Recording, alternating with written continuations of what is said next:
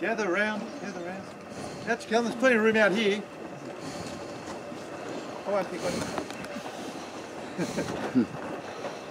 If you look straight out here, just past the little barge, they're doing some track work.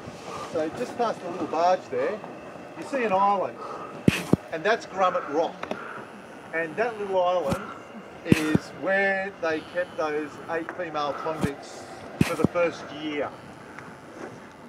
And soon it took a year for them to work out it wasn't going to work having female convicts here. So an example of that is one night the military thought they'd go out and give the female convicts a visit, and they saw them coming and they've scrambled up on the rock and they've gathered rocks and boulders, and when the boat got in close enough they've showered it with rocks and boulders and the military had to make a retreat.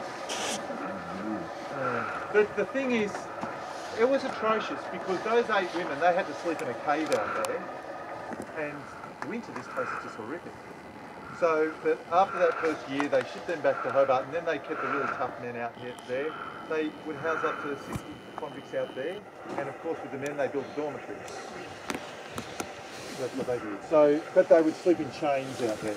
Now there's a small beach you can see just to the right hand side, and that's where they killed George Rex. But that's not where he's buried. They buried the convicts on a small island out here, and you can just see a little pale cliff face, just right on the waterline. It's just a little pale cliff face, and that's an island. And there's over 80 men buried. There's 80 men, sorry, buried out there, all convicts. And the first man to be buried out there was John Olery, and he died in 1822 from flogging, and they called it Olery's Holiday. And it's now called Halliday's Island. Yeah, so this is where they built the boats, and the smaller vessels were built over on this side here. The biggest vessel they built on the side was 15 foot. They would launch them sideways down slider rails, and you can still see the little blue gum slider rails still poking down into the water. The bigger vessels they built on this side here, and the biggest vessel they built here was 230 tonnes. Which was about the size of the one you came out on, but the one you came out on was about 100 tonnes. So these were a lot heavier because of the timber.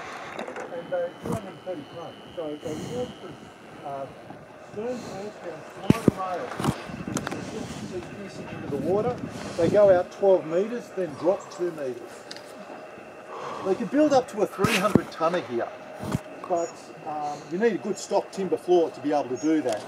If you cleared all the gravel and rock out of this area here, 8 metres by 30 metres by half metre thick, there's a body of timber that is still there in pristine condition. It's going to last a lot longer than you and I, and it's made of the hewn pine. Now they haven't cleared it off because this is a World Heritage area, but it's also worth a lot of money, and there's some guys down here with big ideas and big boats.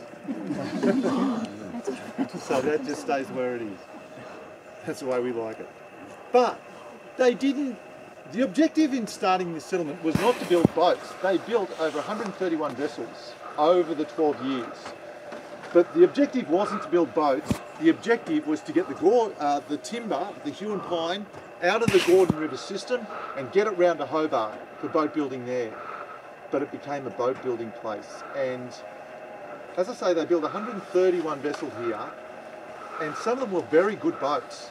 You don't build good boats with slave labour, and that's puzzle number 5. Now I want to sum it up for you, pull it all together.